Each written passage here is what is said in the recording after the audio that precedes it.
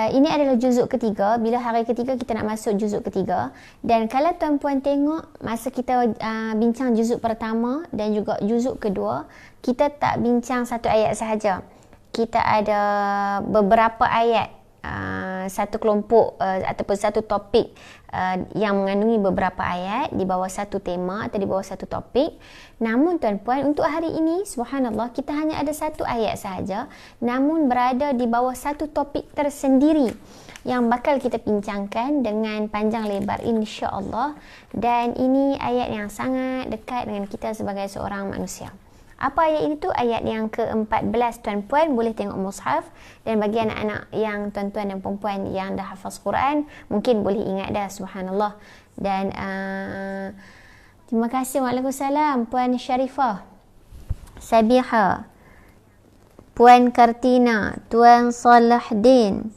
Taib, semoga ada manfaat insya-Allah pada perbincangan kita pada pagi ini. Baik, tuan-puan yang dimuliakan, hari ini kita nak tengok ayat ke-14 surah Ali Imran, yang mana tuan-puan subhanallah, jom kita baca ramai-ramai. A'udzu billahi minasyaitonir rajim. Bismillahirrahmanirrahim. زين للناس حب الشهوات من النساء والبنين والقناطير المقنطرة من الذهب والفضة والخيل المسومة والأنعام والحرث ذلك متاع الحياة الدنيا والله عنده حسن المآب صدق الله العظيم.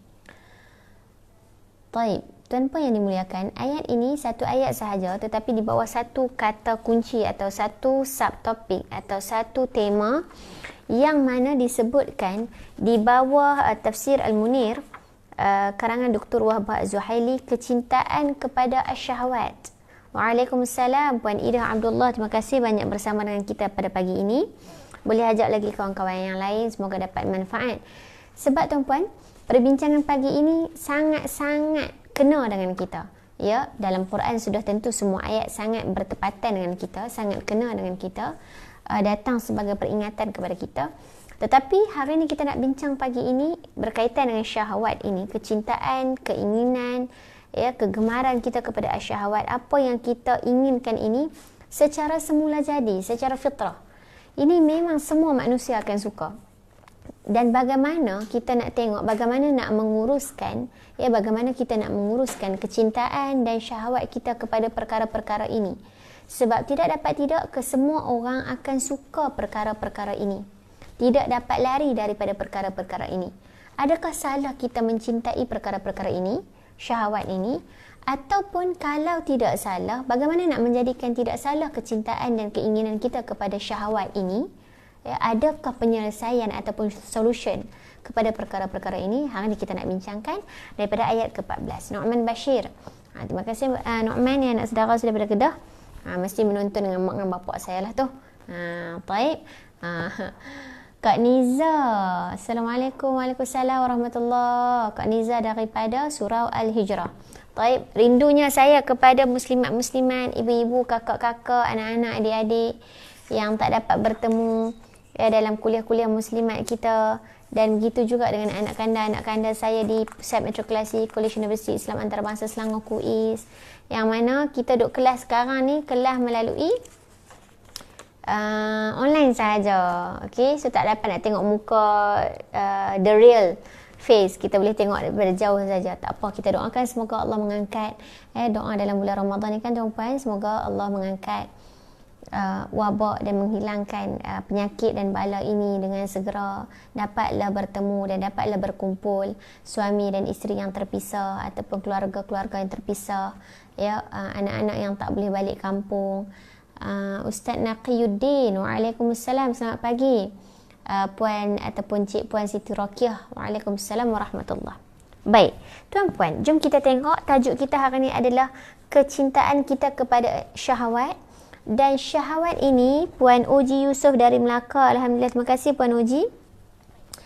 Bila tengok dekat sini tuan-puan, Allah menggunakan perkataan syahwat. Dan apakah sebenarnya yang dimaksudkan dengan syahwat?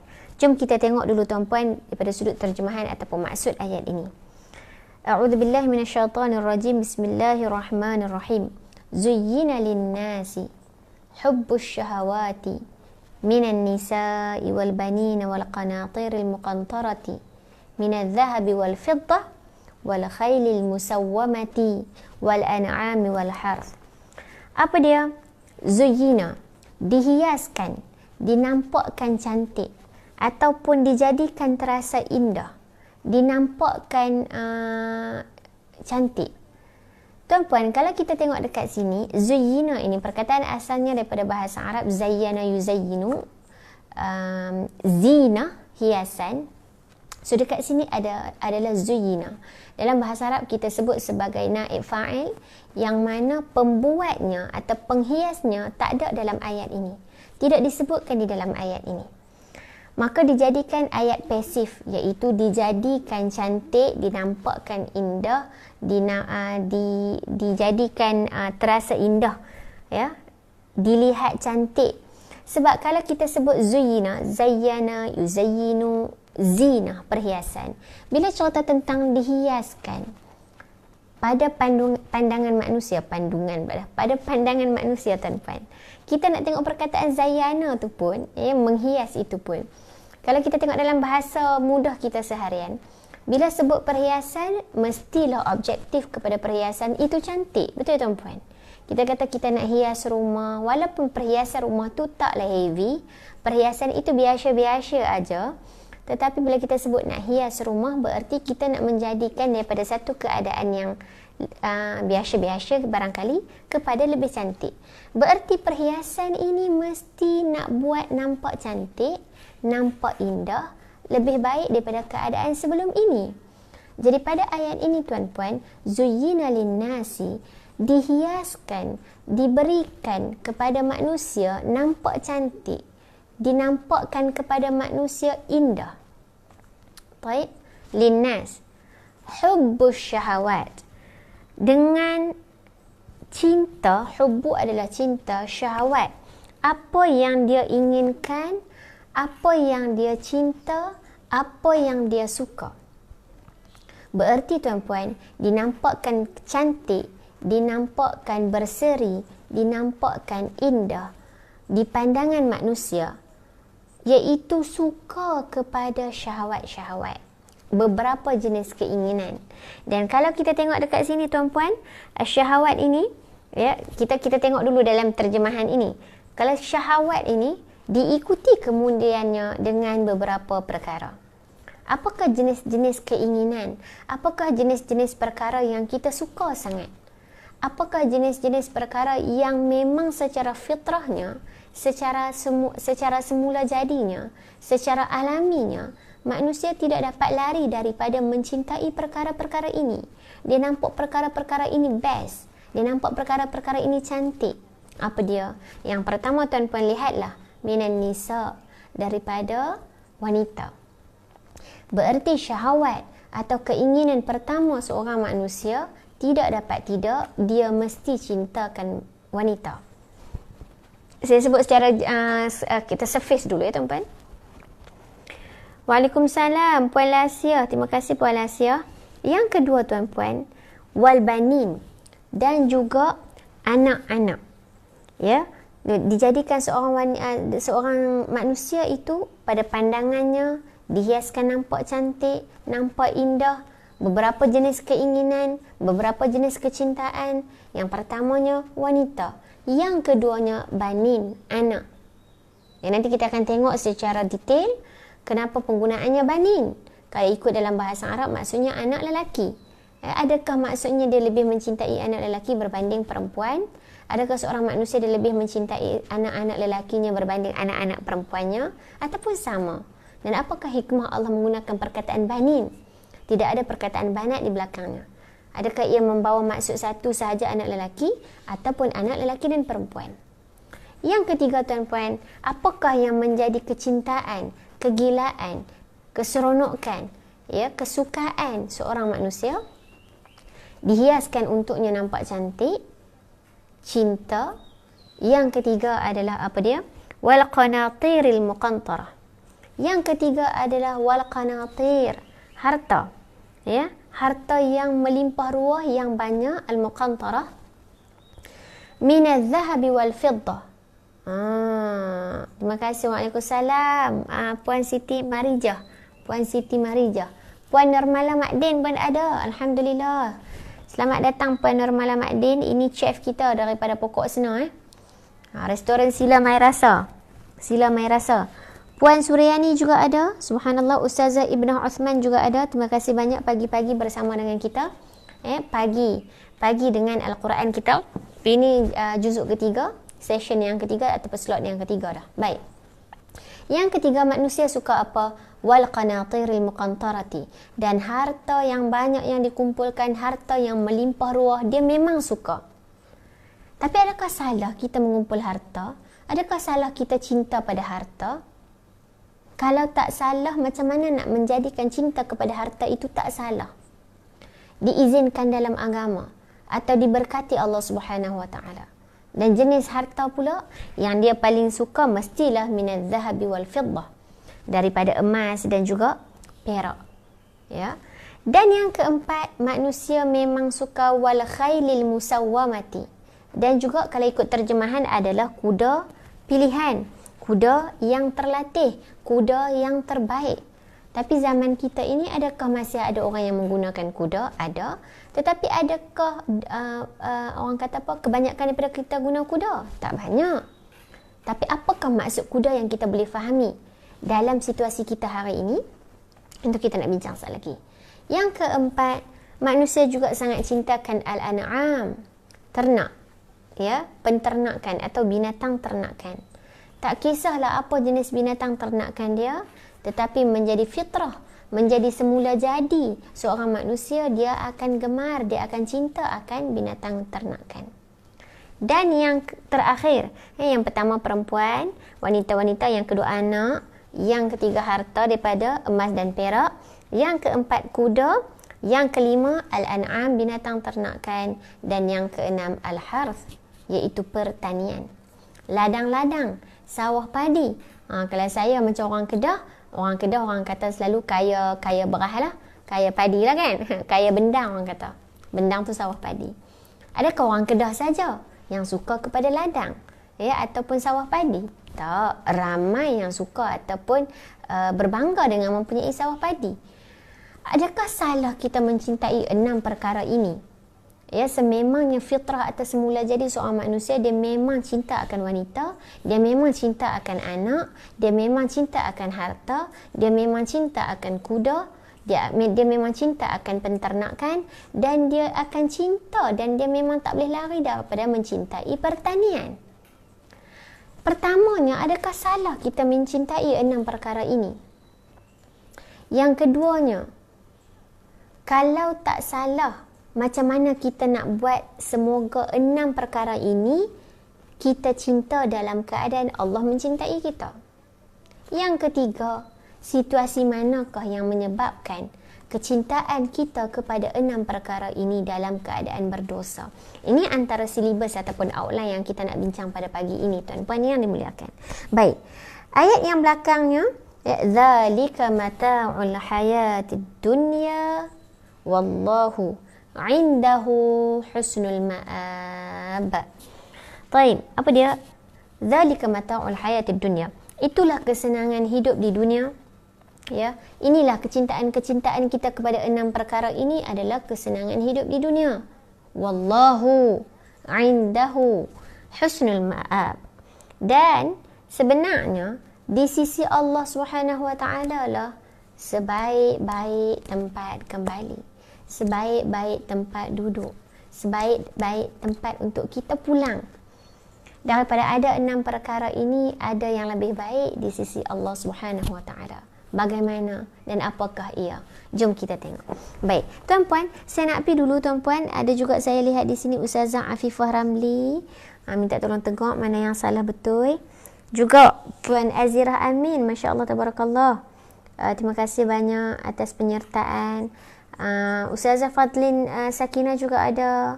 Cik Puan Ustazah Nur Fatihah juga ada. dan Puan Syah. Waalaikumsalam warahmatullahi. Terima kasih banyak kepada yang sama-sama dengan kita.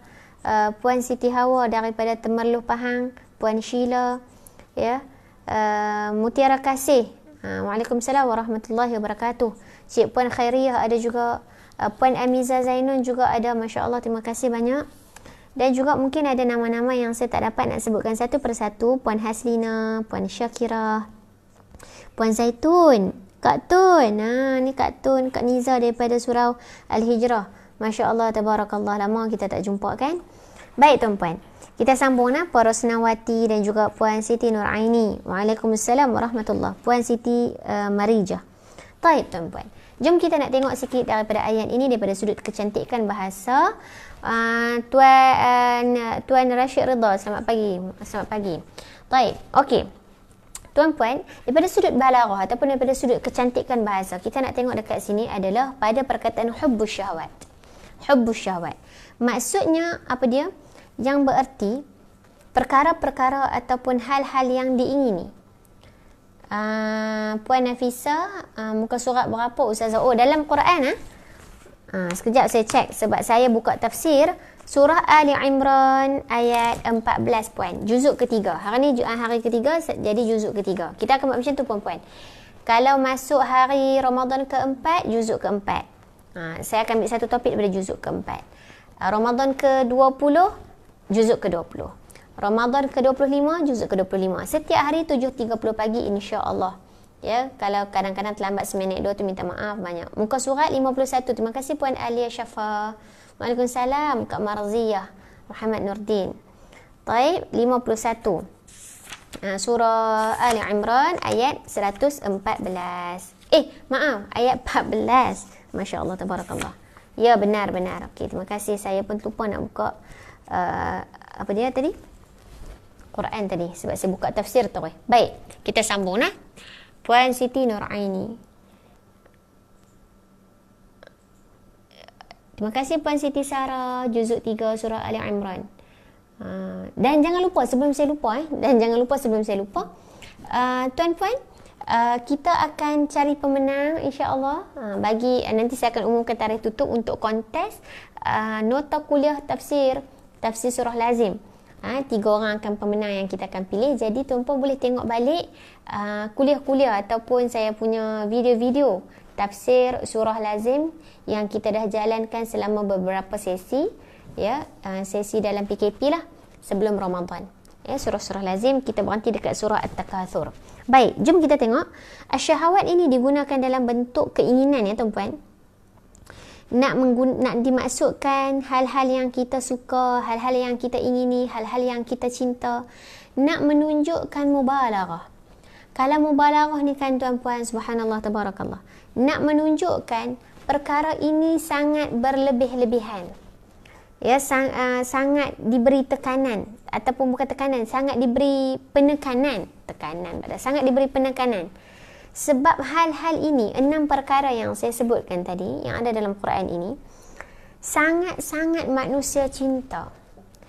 Tahap kecintaan dia itu berlebih-lebihan, mubalaghah. Tahap dia suka, tahap dia ingin perkara ini sehingga dia berusaha untuk mendapatkan 6 perkara ini sangatlah berlebih-lebihan. Dia sangat cinta akan 6 perkara ini. Bukan cinta biasa-biasa, cinta luar biasa. Berarti 6 perkara ini secara hakikatnya seorang manusia sangat suka akan 6 perkara ini secara berlebih-lebihan, sangat diberi penekanan, bahkan diberi keutamaan. Ya, Tuan Syamim, sampaikan salam pada Ustaz Faiz, Ustazah. Ustaz Faiz, Tuan Syamim Hussein, kirim salam dekat Tuan Syamim Hussein, masya-Allah. Alaika wa alaihissalam. Dan Ustaz dah menyampaikan salam balik kepada Tuan Syamim. Terima kasih Tuan Syamim. Ingat suami saya. Baik, sambung tuan-puan. Kita nak tengok pada perkataan ini, hubbus syahwat ini adalah perkara-perkara yang diingini, disukai, dicintai oleh seorang manusia sehingga dia cinta tu berlebih-lebihan sangat. Terima kasih anak kanda Daniel Hakim. Waalaikumsalam warahmatullahi. Sehingga kan bukan sahaja dia cinta bila ada, Dia cinta sangat sehingga dia usaha nak cari 6 perkara ini. Subhanallah. Dan juga perkara yang diinginkan ini dianggap sesuatu yang remeh. Sebab itu disebutkan dinampakkan cantik. Dihiaskan nampak cantik kepada seorang manusia. Sebab apa? Sebab di mata manusia 6 perkara ni tak boleh, tak ada. Dia nampak kena ada.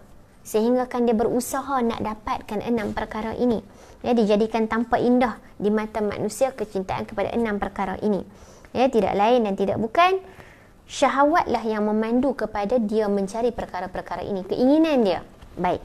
Tuan-puan, kalau kita tengok dekat sini, ayat hub zuyyina linnas dihiaskan kepada manusia, dibuatkan cantik pada pandangan manusia itu, linnas untuk mata manusia, semua kita ini dinampakkan cantik. Apa dia? Hubbus syahwat. Akan keinginan-keinginan, kecintaan-kecintaan kepada beberapa perkara.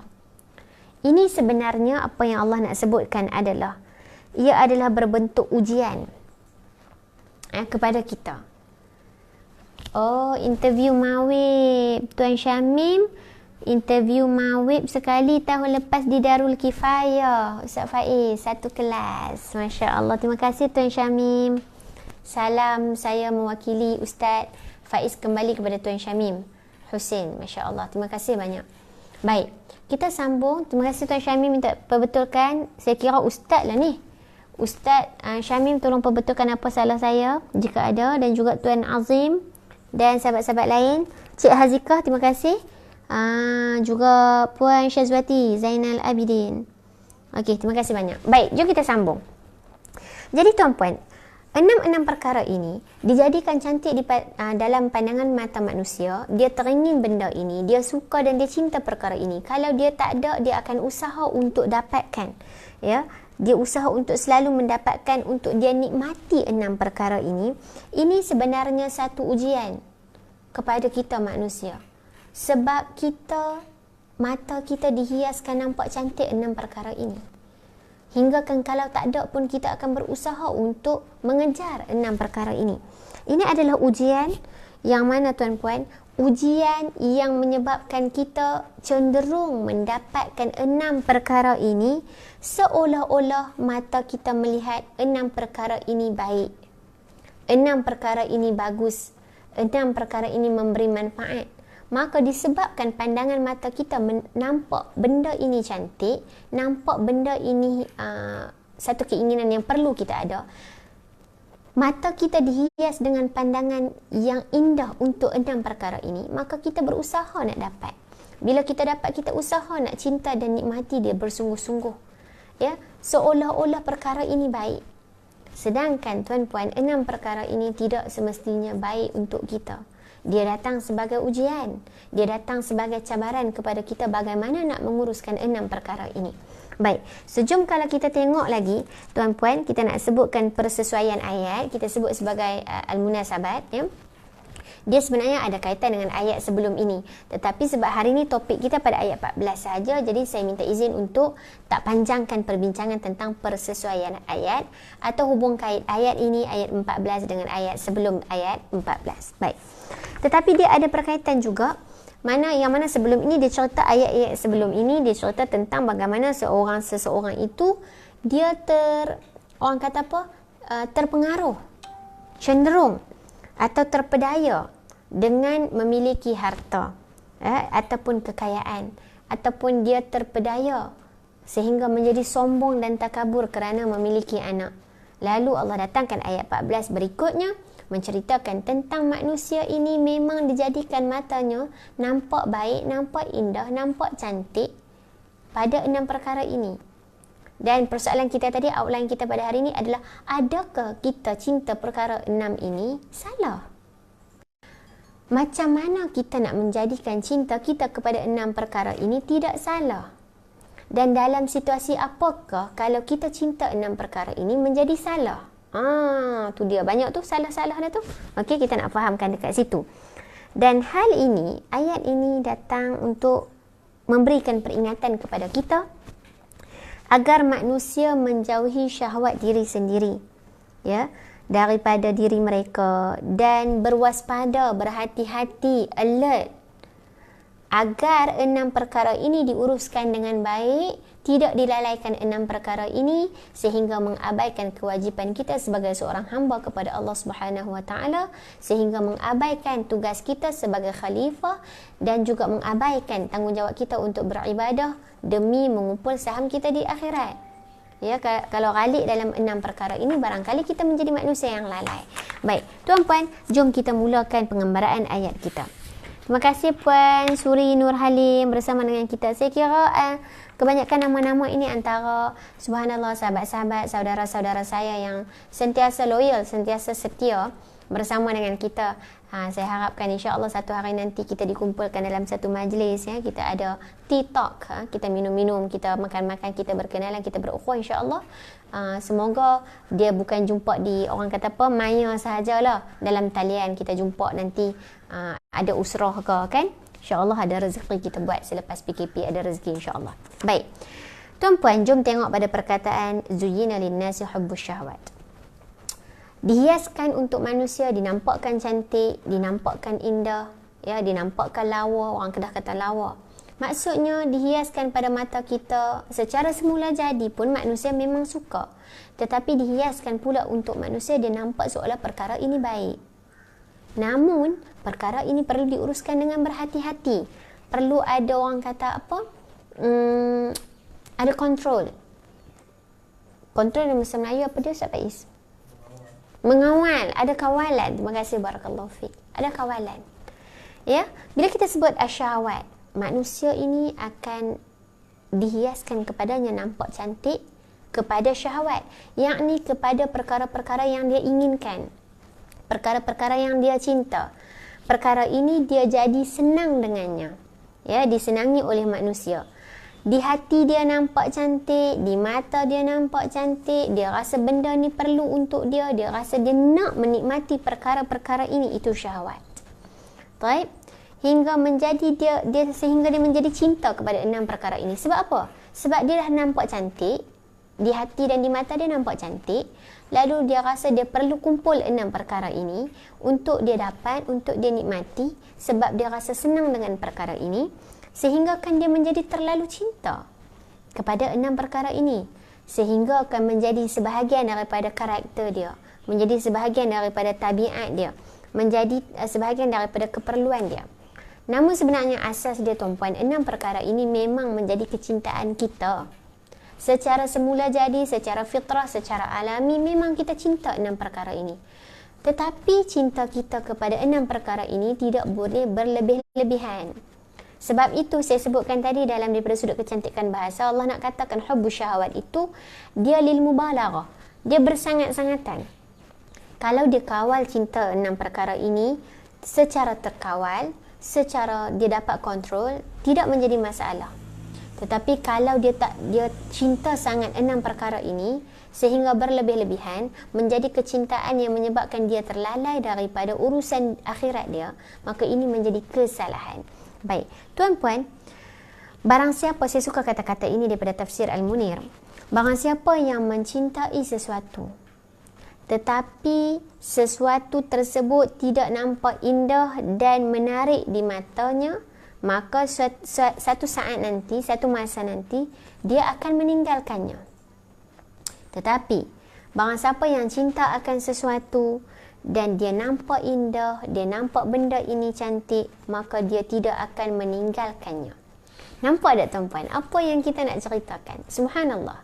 Ayat ini kalau kita tengok pada zuyyina linnas hubbus syahwat, dijadikan nampak cantik, dinampakkan indah di mata manusia dan di hati manusia, cinta akan perkara-perkara ini, adanya hal-hal yang dia inginkan. Dua frasa ini sudah cukup untuk kita fahamkan, barang siapa yang cinta akan sesuatu perkara tetapi dia tak nampak cantik. Tuan-puan nampak tangan saya ni? Sebab kita tak guna whiteboard, nak ada rezeki nanti kita guna whiteboard. Bila dia cinta satu perkara, saya sebutkan tadi bahawa 6 perkara ini, ya, hubbus syahwat ini, perkara yang dia ingini, seorang manusia ni dia cinta pada 6 perkara ini. Secara semula jadi dia memang cinta hubbus syahwat. Dia memang sayang, dia memang cinta, dia memang nak nikmati perkara-perkara yang dia ingini 6 ini. Hubbus syahwat. Tetapi kalau dia tak nampak cantik, zuyyina linnas, dia tak nampak cantik perkara ini, maka satu masa nanti dia akan tinggalkan.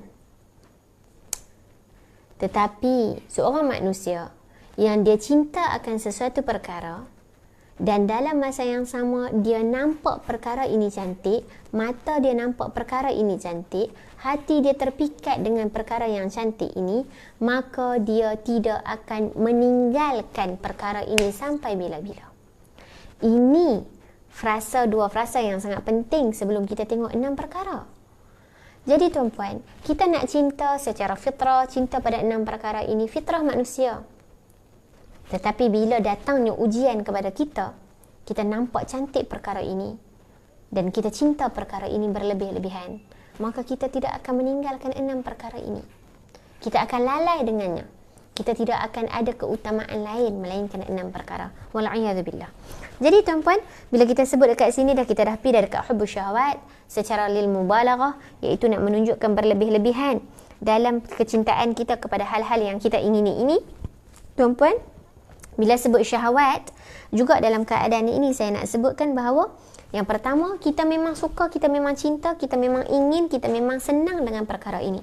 Yang kedua tuan-puan, kita nak sebutkan juga hal ini bertujuan memberi isyarat bahawa asyahwah, ya, kecintaan kepada perkara-perkara ataupun keinginan yang sangat kuat kepada 6 perkara ini terutamanya, ya, sesuatu perkara yang sangat dicela oleh Allah Subhanahu Wa Taala, kecuali cinta 6 perkara ini satu perkara yang sangat tercela. Syahwat kepada 6 perkara ini satu perkara yang sangat tercela. Tetapi kalau dia dapat kontrol, dia dapat kawal, dia tidak berlebih-lebihan, dia sangat profesional dalam menguruskan kecintaannya terhadap perkara-perkara yang diingini ini, maka kecintaan ini tidak menjadi cinta yang tercela. Bagaimana? Okey, so kita akan tengok yang ni nanti. Dan tuan-puan, kita nak tengok dulu ya 6 perkara ini apa dia. Bila kita sebut zuyyina linnasi hubbus syahawat, yang pertama minan nisa, daripada golongan wanita. Yang pertama tuan-puan, yang pertama Allah sebutkan dahulu minan nisa, para wanita. Bererti memang satu perkara yang sangat diingini manusia, sangat dicintai manusia, nampak manusia pada pandangan manusia, pada hati manusia, nampak sangat cantik, ya, dan kalau dia benar-benar cinta sehingga dan juga dalam keadaan sama dia nampak sangat cantik, maka dia tak akan tinggalkan. Yang pertama Allah sebutkan syahwat seorang manusia adalah wanita. Dan tuan-puan, wanita itu ya sangat dicintai lelaki, sangat tertarik kepada wanita, dan wanita ni menjadi objek pandangan lelaki, ya, ataupun keinginan lelaki, perhatian lelaki. Jiwanya sangat rasa tenang dengan wanita, matanya sangat senang untuk melihat wanita. Dan ini pesanan untuk saya sebagai seorang isteri, sebagai seorang anak perempuan, sebagai seorang adik perempuan, sebagai seorang siapa sahaja watak-watak perempuan di dalam keluarga saya, dalam kehidupan saya. Dan saya pesan juga kepada para wanita yang bersama dengan kita hari ini, maka jomlah kita sama-sama menjaga maruah dan kehormatan kita, menjaga aurat kita. Kerana kita tahu bahawa salah satu keinginan, salah satu kecintaan manusia secara umumnya disebutkan Allah Subhanahu Wa Taala yang pertama adalah wanita. Kita, saya dan para wanita yang saya muliakan di sini. Jadi tuan-puan, kita berusahalah untuk menjaga maruah kita, kehormatan kita, aurat kita, ya, pergaulan kita, sesama jiran, sesama saudara, rakan sekerja dan sebagainya. Baik, balik kepada perbincangan kita yang pertama, wanita. Sebab apa dinyatakan dalam tafsir? Kerana ya, wanita ini boleh menjadi penyebab kepada seseorang rela menghabiskan atau mengorbankan hartanya. Betul ke? Betul tak Ustaz Faiz? Ya. Cinta kepada seorang wanita ni tanya suami saya ni. Ustaz Faiz, cinta kepada seorang wanita sehingga boleh menghabiskan harta dia. Ya Ustaz Faiz? Mungkin. Macam lain macam je jawapan tu.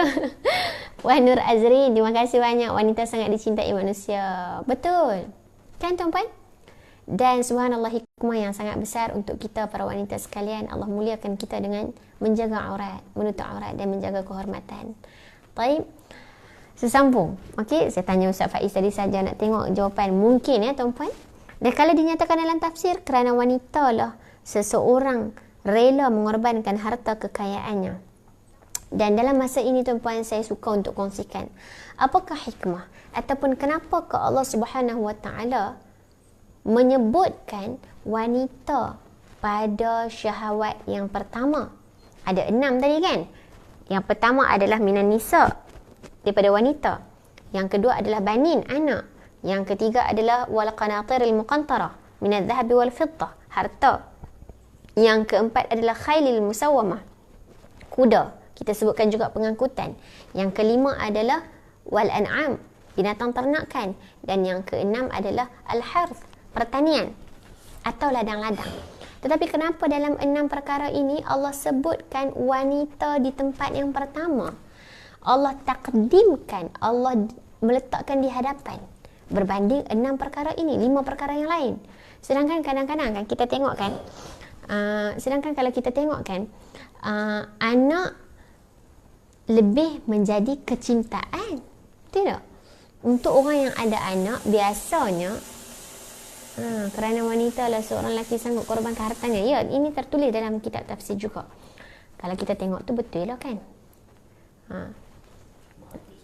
Bahagia. Bahaya soalan tadi. Bahaya soalan Ustaz tadi. Fika Najah. Waalaikumsalam. Terima kasih banyak Cik Fika. Baik, kita sambung balik. Kita nak katakan kenapa wanita ni duduk nombor 1. Sedangkan kalau kita fikirkan tuan-puan, suami dan isteri bila dia ada anak, dia lebih mencintai anak dia barangkali. Tetapi rupanya Allah letak wanita nombor 1. Kenapa? Kerana wanita menjadi fitnah yang paling besar. Dan fitnah, ujian seorang wanita dalam kehidupan seorang manusia jauh lebih besar berbanding anak, berbanding harta, berbanding pengangkutan, berbanding ternakan dan juga berbanding ladang-ladang yang dia ada. Dia lebih mencintai wanita. Dia sanggup mengorbankan segala harta dia, ladang dia, ternakan dia. Dia sanggup habiskan harta dia. Dia sanggup habiskan ataupun korbankan harta dia kerana seorang wanita. Ini bukan saya sebut. Yang ni memang disebutkan dalam tafsir dan juga dalam hadis. Yang mana tuan-puan, dalam hadis juga ada Nabi sebut. Nabi SAW menyebut, "Ma taraktu ba'di fitnatan adarra 'ala ar-rijali minan nisa."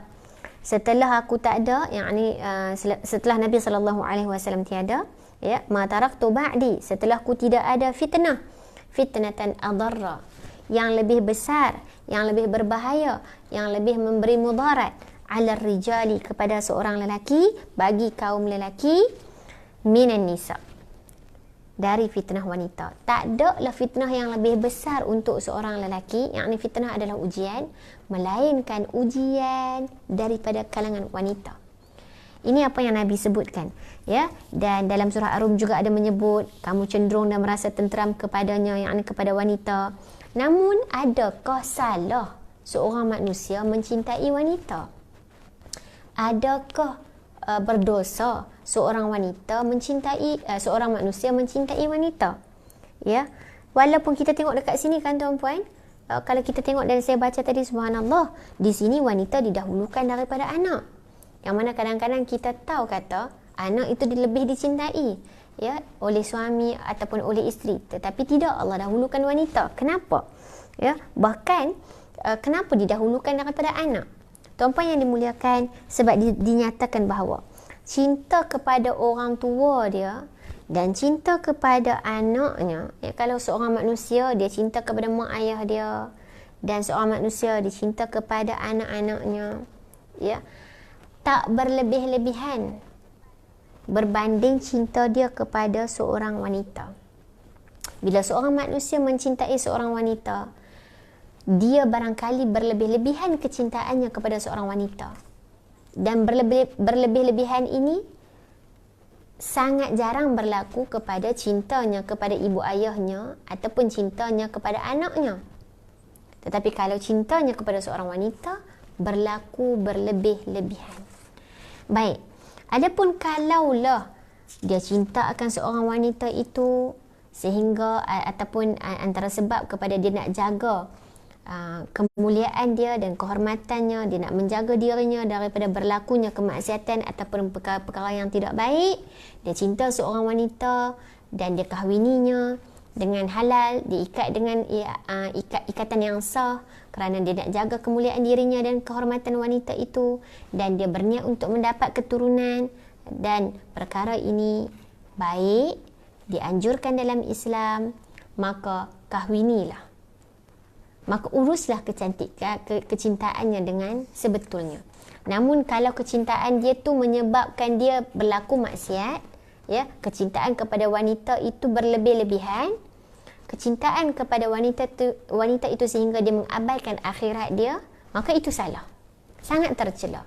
Tetapi kalau dia cinta kepada seorang manusia, dia uruskan kecintaan itu dengan perkahwinan kerana dia nak jaga diri dia nak jaga kehormatan wanita tersebut, dan dalam keadaan dia cinta kepada wanita tersebut, tetaplah dia menjalankan tanggungjawab dia sebagai seorang hamba, sebagai seorang khalifah. Dia tidak mengabaikan tugas-tugasnya sebagai seorang hamba kepada Allah. Dia tidak mengabaikan akhirat dia. Maka cintanya kepada manusia itu, cinta manusia kepada wanita itu bukanlah cinta tercela. Ya, jelas tak tuan-puan? Dan kita sebutkan di sini, ad-dunya kulluha mata'un. Dunia itu semuanya kesenangan ataupun perhiasanlah kita sebut, satu benda yang senang. Wa khairu mata'id dunya, dan sebaik-baik kesenangan wanita dunia, sebaik-baik kesenangan dunia adalah al-mar'atus salihatu, wanita yang salihah.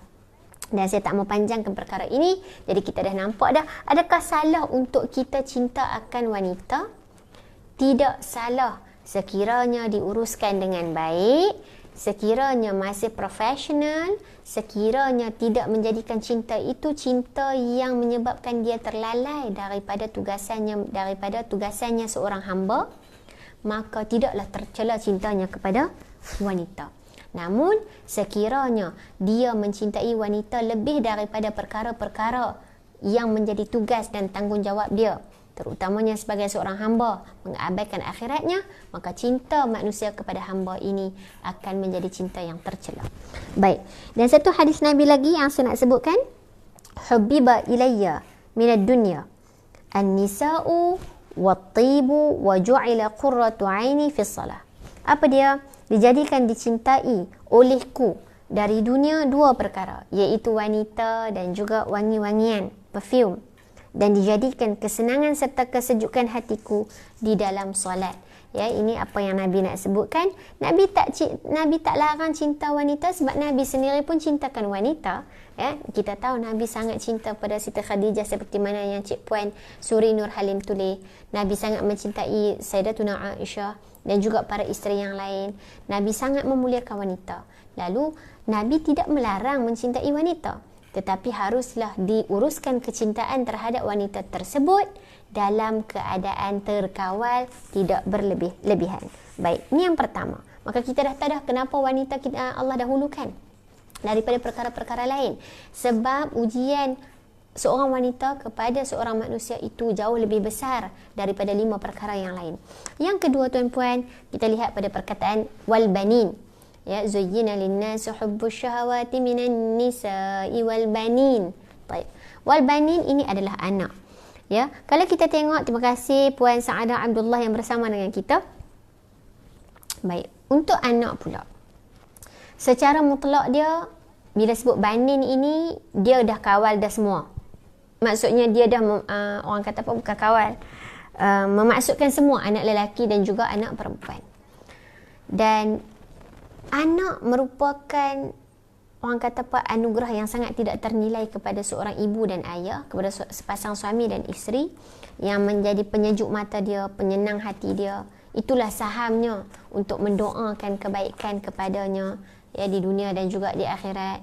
Bahkan doa yang anak yang soleh itu yang akan menjamin kehidupannya di alam barzakh dan juga di sana nanti kan sebagai saham. Jadi anak ini sangat dicintai oleh seorang ibu dan juga seorang ayah. Tetapi kita kena tahu juga bahawa anak, ya, dan lepas itu kita tengok ada harta, ya, kita lepas anak cerita tentang harta, wal qanatiril muqantarah. Ya, jadi anak dan harta adalah ujian dan fitnah, cubaan, cabaran yang sangat menuntut seorang manusia agar menguruskan anak dan juga harta dengan penuh berhati-hati, dengan sangat berhati-hati. Ya, kalau kita tengok tadi wanita, ya, disebutkan dalam tafsir, wanita boleh menyebabkan seseorang itu sanggup berkorban harta. Tetapi anak pula, ya, menjadi ujian bagi seseorang untuk mengumpul harta. Kalau wanita, dia sanggup korbankan harta dia, dia sanggup habiskan harta dia.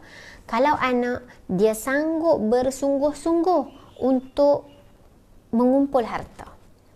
Adakah salah mengumpul harta? Salahkah kalau dia habiskan harta untuk wanita? Salahkah dia kumpul harta untuk anak dia? Tak salah, tetapi mestilah dalam keadaan tidak berlebih-lebihan.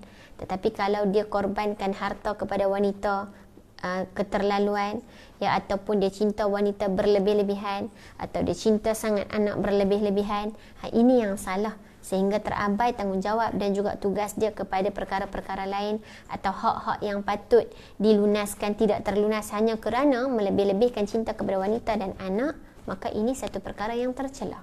Baik, tuan-puan, kalau kita tengok dekat sini, sebab apa? Sebab atau faktor seseorang mencintai anak-anak dan isteri adalah satu. Sebab apa dia cinta sangat wanita, ya, ataupun isteri lah kita sebutkan bagi orang yang dah berkahwin, bagus. Kenapa dia suka sangat wanita atau kenapa dia cinta sangat anak dia? Dua perkara ini. Kerana melalui wanita atau isteri dan anaklah berlakunya atau berterusannya atau berlangsungnya keturunannya.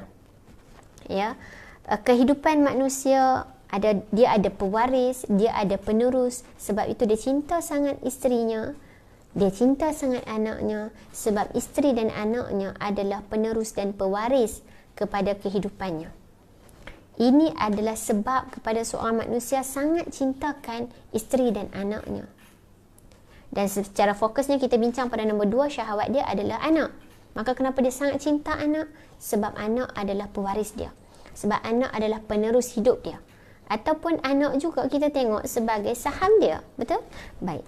Anak ni perempuan dan tuan-tuan, kalau nak cerita panjang sangat cantik, anak boleh datang dalam keadaan qurratu a'yun, boleh datang dalam bentuk adu, musuh, boleh datang dalam berbagai bentuk. Saya ingat ada 4 dalam Quran, nanti kita akan ceritakan dengan lebih lanjut. Baik. Kalau kita tengok dekat sini pula tuan-puan, kenapa Allah sebut banin? Kenapa Allah sebut banin? Ni dah lama dah apa ni? Berapa minit dah ni? Berapa minit dah kita sebut ni? Saya terlajak pula daripada pukul 8. Saya rasa dah lajak dah ni. Pukul berapa Ustaz Faiz?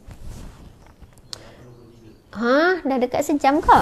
Okey, yang kedua tuan-puan, at-taghlib, al-banin. Kenapa Allah sebut banin? Kenapa sebut anak lelaki? Kenapa tak sebut anak perempuan juga? Walaupun sebenarnya secara overall banin ini memaksudkan anak lelaki dan perempuan. Tetapi disebutkan banin ini kita sebutkan sebagai taghlib dominan, memenangkan satu dari dua unsur dengan cara menyebutnya, tetapi nak maksudkan dua-dua, anak lelaki dan anak perempuan. Tetapi sebut anak lelaki sahaja. Baik, yang ni daripada sudut kecantikan bahasanya adalah at-taghlib. Kita nak sebutkan dua-dua, lelaki dan perempuan, tetapi disebutkan secara dominan iaitu anak lelaki. Manusia sangat cinta kepada anak. Baik, bila cinta kepada anak, kebiasaannya secara fitrahnya, ya, sepasang suami isteri kebiasaannya lebih mencintai anak lelaki berbanding dengan anak perempuan. Sebab saya dan juga Ustaz Faiz, alhamdulillah kami masih berdua, jadi tak tahulah perasaan cinta kepada anak tu berlebih-lebihan tu macam mana ya Ustaz Faiz? Jadi saya cintakan suami saya cintakan saya. Dan macam itulah, dan saya selain pada mencintai suami saya cinta pada mak bapak saya, abang kakak saya, anak-anak saudara saya, macam itulah. Sebab saya tak ada lagi perasaan cinta kepada anak, tetapi saya cinta kepada anak-anak saudara saya. Sehingga begitu, sehingga mengumpul harta, ya, sebab nak bagi mereka belanja. Sebagai contoh, itu mungkin perasaan yang saya alami seperti mana ibu ayah yang bersama dengan saya pada pagi ini, ya. Kita kata apa? sangat sayang kepada anak ataupun sangat sayang kepada anak-anak saudara, sehingga mendorong untuk bekerja dengan lebih kuat, mencari harta untuk kita spend kepada mereka. Baik. Namun tuan-puan, secara kebiasaan, secara semula jadi seorang manusia, maaf hari ni terlajak sikit sebab tajuk ni sangat dekat dengan kita. Sangat dekat dengan fitrah kita semula jadi kita sebagai seorang manusia. Tuan-puan, kenapakah kebiasaannya anak lelaki lebih dicintai berbanding anak perempuan? Kita tak sebut kata semua orang macam ni, tetapi disebutkan dalam tafsir kebiasaannya. Kecintaan kepada anak lelaki lebih kuat daripada kecintaan kepada anak perempuan. Kenapa? Kerana tujuan seseorang menginginkan anak supaya keturunannya berterusan.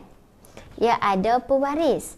Bila ada pewaris, bila ada orang kata apa, penerus, bila ada keturunan, bila ada anak cucu, maka dia masih diingati walaupun dia tak ada dah.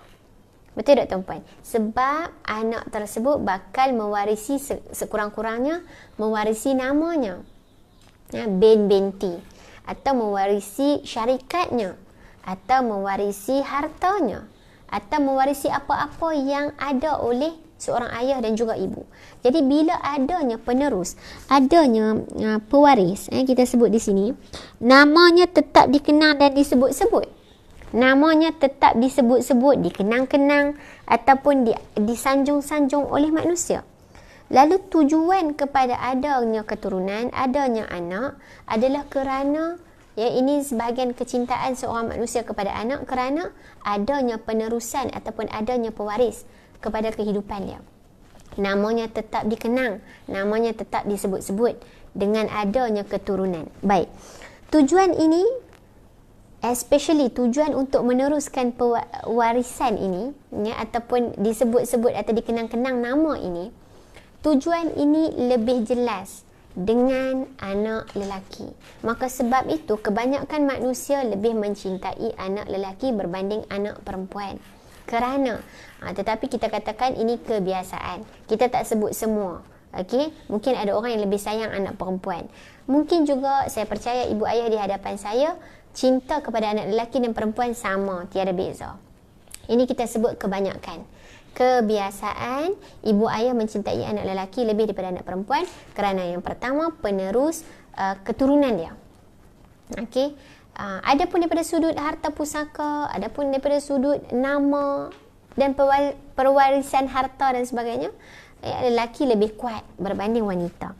Dan dalam masa yang sama disebutkan antara sebab kepada kebiasaan seorang manusia mencintai anak lelaki bersangatan berbanding anak perempuan adalah yang kedua kerana bila anak perempuan bernikah, bila anak perempuan sudah berkahwin, maka anak perempuan akan terpisah daripada keluarganya. Ini realiti yang to be frank, sebagai seorang anak perempuan, sudah tentu saya juga sedih dan sudah tentu sebahagian mak bapa ataupun mak bapa kita mesti sedih bila seorang wanita terpaksa berpisah dengan keluarganya mengikut suaminya. Maka ini antara kebiasaan ataupun antara sebab menjadi kebiasaan sebahagian ibu dan ayah mencintai anak lelaki lebih daripada anak perempuan. Jangan marah, kita tak sebut semua, kita sebut kebiasaan atau kebanyakan. Okey, yang disebutkan dalam tafsir ini, orang tuanya masih memiliki harapan apabila anak lelaki berkahwin, anak lelaki masih ada tanggungjawab kepada keluarga. Tetapi kalau anak perempuan mungkin sedikit berkurangan. Dan juga termasuk berpisah daripada keluarganya. Maka sebab itu tuan-puan, kebanyakan atau kebiasaan anak ibu ayah mencintai anak lelaki daripada anak perempuan. Baik, apa yang saya nak sebutkan sini? Adakah salah seorang ibu dan ayah mencintai anak lelaki dan anak perempuannya? Adakah salah ibu ayah mencintai keturunannya? Adakah salah ibu ayah sangat mencintai anak-anaknya? Tidak salah, samalah seperti mana mencintai wanita. Dengan syarat kecintaannya kepada anak tidak berlebih-lebihan sehingga mengabaikan tanggungjawab dia. Dia layan anak dia sangat sampai tertinggal solat maghrib. Contoh, na'udzubillah min zalik. Dia sayang sangat anak dia sehingga memaksa dia sangat kuat bekerja, mencari nafkah, mencari harta, mengumpul harta. mengorbankan masa sehingga terkorban masa rehatnya, ya, sehingga badannya sakit, sehingga tak sempat nak tunaikan tanggungjawabnya sebagai seorang hamba kepada Allah, sebab dia nak sangat kumpul harta yang banyak kepada anaknya, tanda kecintaan kepada anaknya, maka ini salah. Okey, ya, betul-betul tuan, bila meninggal ibu, benar-benar itu benar. Ini saya sebut secara umum, ya Tuan Roslan. Pencerahan benar-benar ini saya sebut secara umum, sebab tadi pun kita sebut cinta kepada anak lelaki berbanding anak perempuan secara umum, tak semua orang, ya. Kalau kita tengok atas hidup ni, kebiasaannya fokus pada hidup manusia ni yang lalai ni, dia fokus kepada atas hidup sebab nama bapa yang dibawa, ya. Bila meninggal memang nama mak yang dibawa, memang dengan nama mak, tetapi bila mati dah tak ada apa dah, ya. Yang meneruskan keturunannya masih lagi anak-anaknya yang dibawa daripada harta, contoh daripada nama bapaknya, ya. Kecuali dia sendiri mati, memang meninggal dengan nama ibu. Okey, ini kita sebut Tuan Ruslan secara umum sahaja. Okey, saya tak pergi detail dan kita tak bincang sedalam-dalam beginilah, ya. Yang ni kita memang sedang bahawa memang anak bila mati kita bawa nama mak. Kita tak bincang yang tu secara jelas. Okey, terima kasih atas pencerahan tersebut juga. Yang ketiga tuan-puan, Allah sebutkan sebagai perkataan apa? Kita dah tengok dah, hubbu syahwati minan nisa. Kemudian kita sebut sebagai daripada banin. Yang ketiga, wal qanatiril muqantarah. Okey, iaitu harta yang sangat banyak. Kalau perempuan tengok qanatir dengan muqantarah ini perkataan yang lebih kurang sama. Perkataan yang lebih kurang sama, yang kalau kita tengok dekat sini qanatir adalah harta yang banyak. Dan dalam masa yang sama, kalau kita tengok dekat muqantarah, maksudnya adalah dikumpulkan sehingga menjadi banyak. Tuan-puan, kalau kita nak sebutkan qanatiril muqantarah, harta yang banyak kemudian dikumpulkan sehingga menjadi banyak, dia dah ada harta dah, tetapi masih dikumpulkan sehingga menjadi banyak, maka tuan-puan yang muliakan, ini adalah fitrah semula jadi, sikap alami seorang manusia yang memang sukanya harta, memang cintanya kepada harta, bahkan cintanya berlebih-lebihan kepada harta sehingga menyebabkan dia masih lagi mengumpulkan hartanya menjadi lebih banyak. Saya teringat kita nak baca satu hadis ini, saya tak mau tinggal, sama tak mau skip hadis ini, kita nak contohkan. Hadis ini apa dia tuan-puan? Subhanallah tabarakallah. Yang bahawa disebutkan oleh Nabi sallallahu alaihi wasallam, "Lau kana libni adama wadun min malin la batagha ilaihi thaniyan, walau kana lahu wadiyan la batagha salisan, wala yamla'u jawfa bani adam illa turab, wa yatubu Allahu ala man taba." Tuan-puan yang dimuliakan, apa maksud hadis ini? Seandainya keturunan Adam telah memiliki satu lembah harta, maka ia pasti akan menginginkan dua lembah. Dan seandainya ia telah memiliki dua lembah harta, dia pasti nak menginginkan lembah yang ketiga. Sekejap tuan-puan, dia clear tak suara ni? Kenapa saya rasa macam clear tak suara tuan-puan?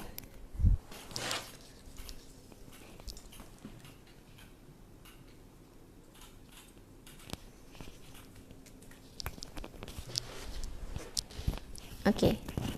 Saya dengar macam bergaung pula tiba-tiba. Okey? Baik. Sambung. Kalau seorang manusia, dia dah ada satu lembah harta, dia nak yang nombor dua pula. Clear Terima kasih Cik Azika. Kalau, okey, saya sambung sebab tak saya dengar macam bergema. Okey. Kalau lah manusia ni secara fitrahnya Nabi sebut, kalau dia dah ada satu lembah harta, dia nak ada dua. Bila dia dah ada dua lembah harta, dia nak jadi tiga. Ya, dia nak jadi ketiga. Dan tidak ada yang bisa memenuhi mulut anak Adam kecuali debu, yakni bila mati nanti. Dan Allah mengampuni orang yang bertaubat. Apa yang kita nak faham daripada hadis ini? Daripada ayat wal qanatiril muqantarah. Qanatir, harta yang dah banyak dah. Tetapi dia tak puas dengan harta dia yang banyak, menjadikan muqantarah, dia kumpul lagi harta menjadi banyak. Apa yang kita nak sebut tuan-puan? Bahawa manusia ini sikap dia cinta kepada harta yang berlebih-lebihan. Sehingga dia ada satu lembah pun dia nak ada dua. Dah ada dua lembah harta pun dia nak jadi tiga. Inilah masalah kepada seorang manusia yang mana kecintaan dia atau hal-hal yang dia inginkan ini sangat berlebih-lebihan. Sehingga kan dah ada yang banyak, dia masih nak kumpul lagi banyak. Maka tuan-puan macam kita sebut tadi, seorang manusia kalau dia cinta akan harta, tetapi dia nampak kepada harta itu tidak cantik, ataupun dia tak nampak kepada perkara itu dia perlu lebih banyak daripada itu, maka dia akan tinggalkan. Tetapi seorang manusia yang dia cinta akan sesuatu perkara, kita sebut lebih awal tadi, saya nak ulang je. Kalau dia cinta kepada satu benda dan dihiaskan pada mata dan hati, dia akan kecantikan benda tersebut, maka dia tidak akan meninggalkan kecintaannya kepada perkara tersebut. Samalah dengan harta. Kalau kita dah ada harta yang banyak, tetapi kita tahu bahawa kalau kita cari berlebih-lebihan ini akan menyebabkan kita mengabaikan tanggungjawab kita sebagai seorang hamba misalnya. Kita akan berhati-hati dan tidak terlalu cinta akan harta. Tetapi kalau kita dah ada harta yang banyak, kita masih tamak, betul kata Puan Suri, kita masih tak puas hati, kita masih tak rasa cukup dengan harta yang kita ada, kita masih nak berlumba-lumba dan berkejar-kejaran mencari harta. Alhaakumut takatsur hatta zurtumul maqabir. Dia cari harta, dia bermegah dengan harta, dia kumpul harta, dia berlumba-lumba mencari harta.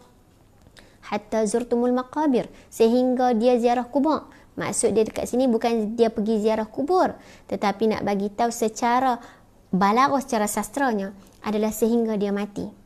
Sehingga dia mati, dia kalut nak cari harta. Jadi kalau golongan ketiga ini tuan-puan, dia nampak harta itu cantik, dia suka sangat harta, dia rasa cinta sangat pada harta, dia masih berusaha nak menikmati harta, walaupun harta dia dah banyak dah, wal qanatir, tetapi dia masih nak muqantarah, dia nak kumpulkan lagi menjadi banyak harta tersebut. Ini masalah kita. Ini kesalahan seorang manusia. Ini cinta yang tercela. Ini keinginan yang tidak patut. Okey? So sepatutnya harta dia hanya menjadikan medium dia untuk meneruskan kehidupan atau kelangsungan hidup dia secara biasa. Memenuhi kehendak dan keperluan semasa. Ya, tidak berlebih-lebihan kehendaknya. Ya, apa yang dia perlu itu sahaja yang dia ambil. Dan celaan terhadap harta ini bukan sebab harta itu sendiri, tetapi disebabkan akibat negatif yang ditimbulkan oleh harta. Harta tu tak salah tuan-puan, tetapi kerana adanya akibat daripada kecintaan kita terhadap harta yang berlebih-lebihan itu.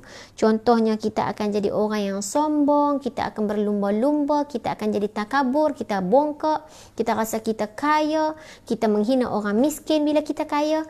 Itu adalah akibat yang ditimbulkan oleh harta. Maka itu yang menyebabkan cinta kepada harta menjadi tercela. Akibat yang ditimbulkan.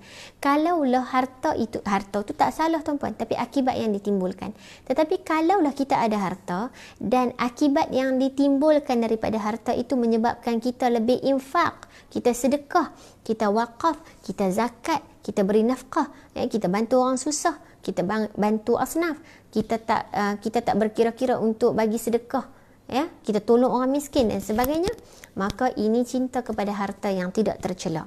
Okey, kita berikan hak kita, hak orang lain yang ada dalam harta kita dengan sebaiknya. Yang ni kita dah bincang pada hari pertama tuan-tuan, orang yang bertakwa, wa mimma razaqnahum yunfiqun, daripada apa harta yang kami rezekikan kepada mereka, kami beri dan kurniakan kepada mereka, yunfiqun, mereka keluarkan balik.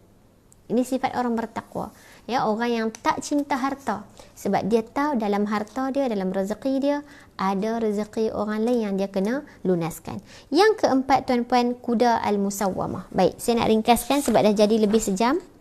Okey, sebab hari ini kita, macam saya kata tadi, walaupun satu ayat dan satu topik ini sahaja, satu ayat sahaja hari ini, tak macam hari-hari lain, 2 hari sebelum ni banyak ayat kan. Ayat ini satu sahaja, tetapi kerana syahwat dia, keinginan kita terhadap 6 perkara ini adalah secara semula jadi, yang tak dapat kita nak ketepikan. Tak ada orang yang tak sayang pada wanita, Ya, tak ada orang yang tak sayang kepada harta, tak ada orang yang tak sayang kepada anak. Ya, dan yang keempat, tiada orang yang tak sayang kepada kuda al-musawwamah. Baik. Kuda al-musawwamah wal khayli, kuda al-musawwamah yang bagus, yang terlatih, yang mana kalau ikut asalnya ini ada yang nak membawa maksud digembala di tempat yang penuh dengan rumput hijau, dijadikan tempat pengembala haiwan dan juga haiwan yang duduk di tempat yang merumput. Nak bagi tahu kata kuda ini kuda yang sangat cantik, sangat bagus, sangat baik, sangat terlatih, sangat berkemahiran. Okey, ini kita nak masukkan kuda. Baik, kuda di sini kalau disebutkan, ya tuan-puan, kuda kerana kuda ni kalau zaman dahulu pun kira ada kuda ni kita kata apa, orang kaya lah, no Ustaz Faiz, no? Dan kuda ini antara simbol harta kekayaan sebahagian manusia. Harta mewah seorang manusia. Kalau zaman dahulu memang kuda lah. Kalau sekarang mungkin tak semua orang ada kuda. Tetapi sebenarnya kalau tengok pada zaman kita pun, orang yang ada kuda pun bukan biasa-biasa, ya, bukan semua orang ada kuda. Ini secara realnya adalah kuda. Tetapi yang kedua juga dalam kehidupan kita manusia, kuda ini membawa maksud pengangkutan atau kenderaan. Ya, sebab kuda ini ditunggangi atau dinaiki. Okey, jadi kalaulah pada zaman dahulu memang dimaksudkan kuda.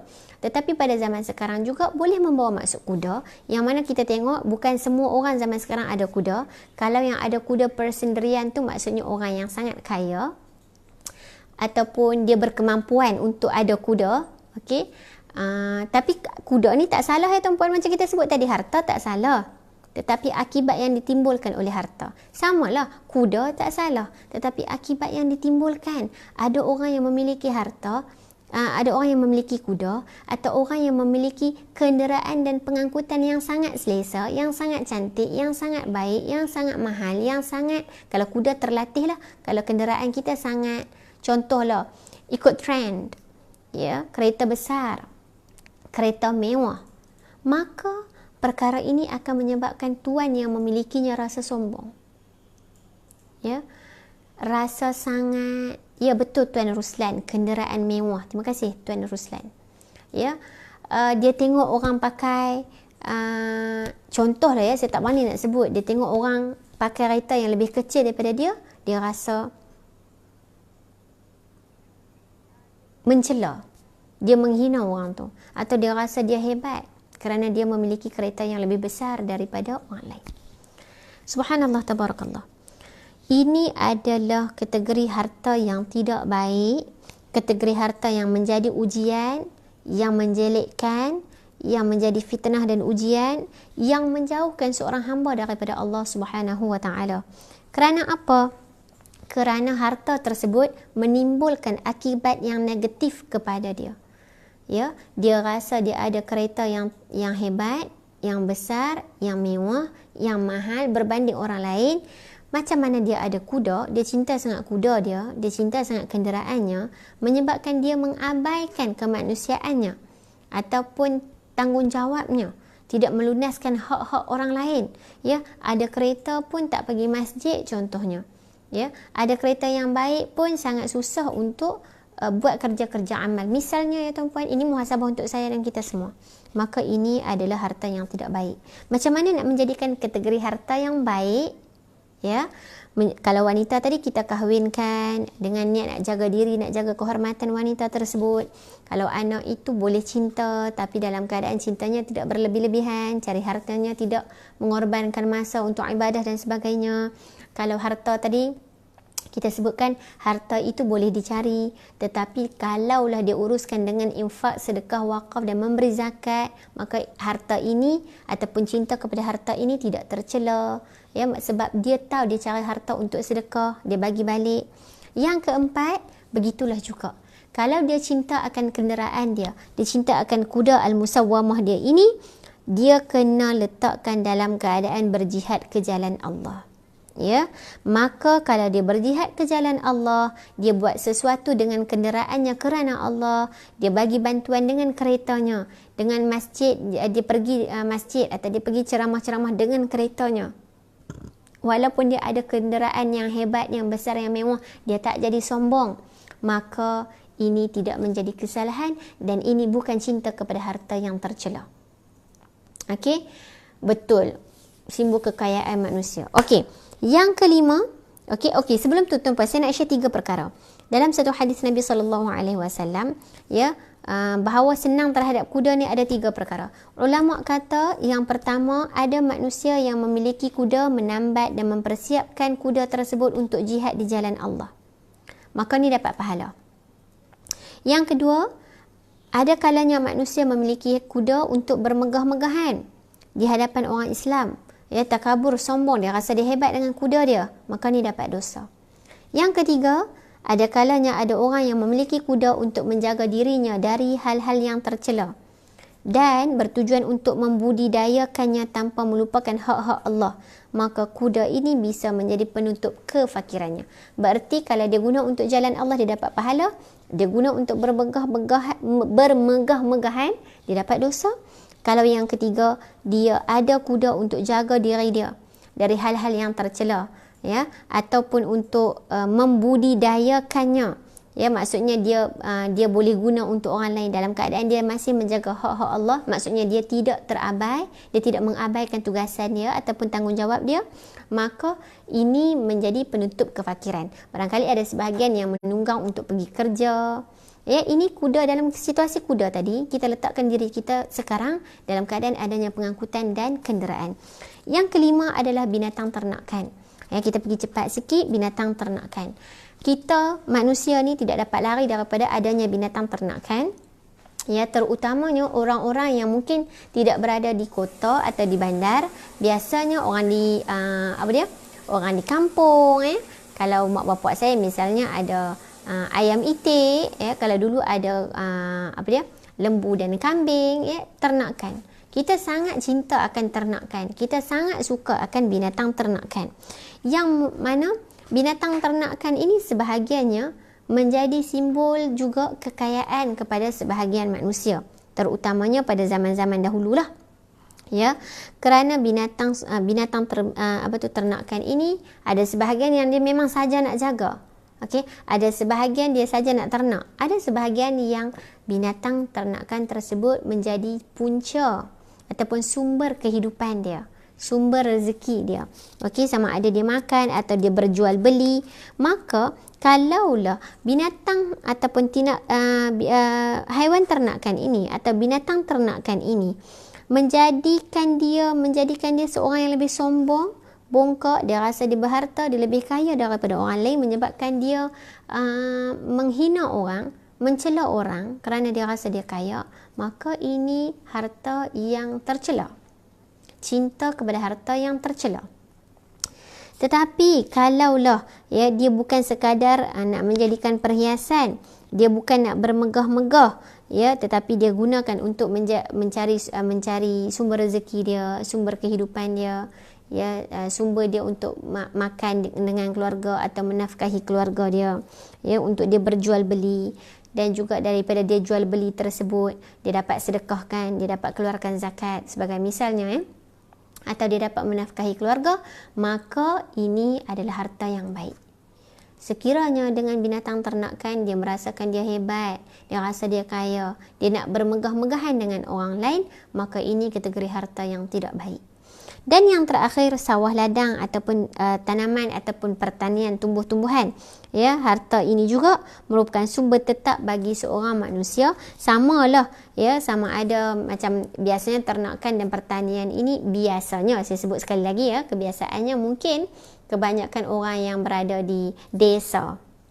Ya, kalau di kota atau di bandar ni agak terhad, bukan tak ada, agak terhad. Ya, agak terhad. Jadi tuan-puan, sekiranya harta jenis ini, pertanian ini juga, tumbuh-tumbuhan dan perladangan dia ini, okey, dia perlukan harta ini. Tetapi kalaulah dia ada menyebabkan dia rasa bongkak, ya, saya ada 2 ekar, 3 ekar, ya, saya ada banyak ladang, saya ada 10 ladang. Ya, saya ada 100 ekor lembu. Ya, dalam keadaan dia bagi tahu untuk dia bermegah-megahan, dia mengatakan dirinya itu adalah orang kaya, dia sombong, dia bongkak, dia rasa dia lebih mulia daripada orang yang tidak mempunyai sebarang ladang atau sebarang ternakan, maka ini harta yang tercela. Tetapi kalau pertanian yang dia ada sebagai sumber untuk dia menafkahi keluarga dia, dia berjual beli dengan betul, tidak ada penipuan, dia makan dengan harta yang baik hasil daripada pertanian dan penternakan dia, dan dia mensedekahkan ataupun dia menginfakkan sebahagian daripada harta yang dia ada tersebut hasil daripada penternakan dan pertaniannya, maka ini kategori harta yang baik, insya-Allah. Jadi tengoklah pada apa tujuan dia mempunyai harta tersebut. Sekiranya hartanya memberi manfaat kepada orang, ya dalam keadaan dia tidak rasa sombong dan bermegah-megah, maka ini kategori harta yang baik. Tetapi kalau dia ada duit yang banyak, ada harta yang ramai, atau harta yang banyak, ya, isteri, ada harta banyak, ada rumah besar, ada harta yang melimpah ruah, dalam keadaan itu dia ada lagi ladang dan pertanian, dia ada penternakan dan binatang ternakan, dia ada semua perkara ini, ada kenderaan dan pengangkutan yang baik, yang mahal dan sebagainya, dia ada semua perkara ini tetapi tidak memberi manfaat kepada manusia, dia membangga-bangga dan rasa hebat diri dia, maka ini kategori harta yang tidak baik. Tetapi sekiranya harta-harta ini memberi manfaat kepada orang lain juga, ya, dia sedekah dan sebagainya, dia tidak sombong dan dia tidak rasa bongkak dengan apa yang dia ada, bahkan dia membantu masyarakat, membantu ummah. Kita belajar juzuk pertama, ya, seorang yang bertakwa ini membangunkan dirinya dengan solat dan membangunkan masyarakatnya dengan harta. Okey, membangun masyarakat dia dengan harta, dengan zakat. Maka ini ciri orang bertakwa. Maka kalaulah dengan harta yang dia ada itu membuatkan dia banyak memberi manfaat, maka harta ini kategori harta yang baik.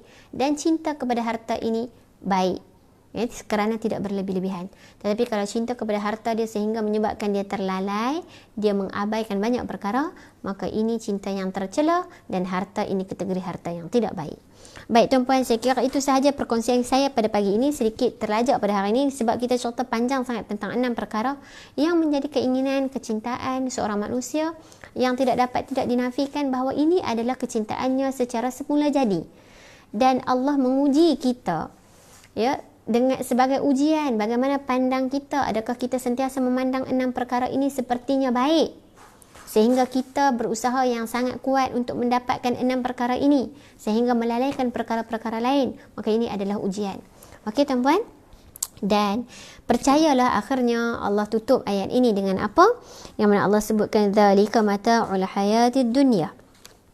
Inilah kesenangan dunia yang bersifat mata. Kesenangan ini kesenangan dunia sahaja, taib, yang mana bersifat sementara, tidak kekal. Dzalika mata'ul hayatid dunya. Bererti cinta kepada manusia atau keinginan dia kepada wanita, anak, harta, pengangkutan, penternakan dan juga pertanian. 6 perkara ini hanyalah sementara, tidak kekal, maka janganlah cinta yang berlebih-lebihan. Kecuali sekiranya dia mengikut saranan agama agar zuhud. Apa maksud zuhud tuan-puan? Kadang-kadang kita salah faham, zuhud ni macam tak ambil langsung. Tidak. Zuhud maksudnya, ya, meninggalkan kesenangan dunia berupa kedudukan dan harta yang melebihi kadar yang diperlukan. Berarti orang zuhud dia ambil sekadar keperluan dia. Selebihnya dizakatkan, selebihnya diberikan, selebihnya dibantu kepada masyarakat dan orang susah, kepada asnaf, kepada orang yang belajar, kepada orang yang memerlukan, kepada siapa lagi? Mu'allaf misalnya. Orang zuhud, orang yang mengambil harta dengan kadar yang diperlukan sahaja. Maka tuan-puan, sekiranya dia mengambil harta ini, kategori syahwat dia ini, ya, dia cinta kepada 6 perkara ini dalam keadaan terkawal, ya, dia mengambil anjuran agama untuk zuhud, dia mengambil kepada perkara ataupun kadar yang diperlukan, selebihnya diinfakkan, selebihnya diberikan, dikembalikan kepada masyarakat untuk dibantu yang manusia-manusia yang susah misalnya, maka ini kategori cinta yang baik, ya, harta yang baik, insya-Allah ada di sana keberkatan dan kasih sayang Allah kepada cara kita menguruskan syahwat kita.